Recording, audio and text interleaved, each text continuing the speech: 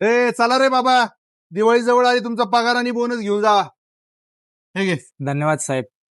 Happy Diwali. तुम्हाला पण साहेब. बाबा लवकर हे घे, दिवाळी आहे तुझा बोनस. हॅपी दिवाळी. तुझा पगार आणि बोनस ना उद्या देतो तुला, उद्या. हो साहेब, असं का हो? देतो उद्या, नको काळजी करू. जा कामाला जा जा. इकडे रे साहेबांनी तुला बोनस कस काय नाही दिला रे? नाही दिला? असं कसं करू शकतात राव? ऐन दिवाळीच्या तोंडावर राव बोनस नाही दिला. अरे बिचारा आता दिवाळी कशी साजरी करणार? हा चल बरं विचारू. साहेब, तुम्ही आमच्या दोघांना दिवाळीचा पगार दिला, बोनस दिला, पण तुम्ही त्या सुशांतला का नाही बोनस दिला?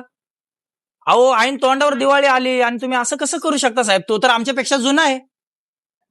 अरे तुमच्यापेक्षा मला माझ्या कामगारांची लई काळजी.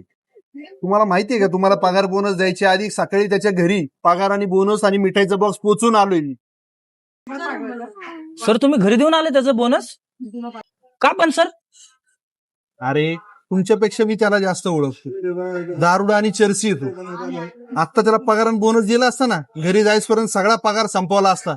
बायका पोरांना काय दिलं असतं सणासुदीचं त्यांनी? हा साहेब मानलं बरं का तुम्हाला. बरं झालं तुम्ही त्यांच्या घरी पूर्ण पगार आणि बोनस दिला. आता त्याच्या घरच्यांची दिवाळी आहे ना एकदम चांगली होईल.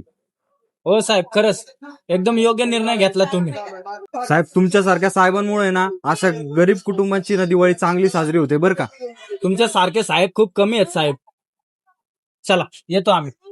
तर मित्रांनो, दिसतं तसं नसतं. त्यामुळे कधी कधी विषयाच्या खोलात जाणं गरजेचं असतं. तुम्हाला काय वाटतं कमेंट मध्ये नक्की सांगा.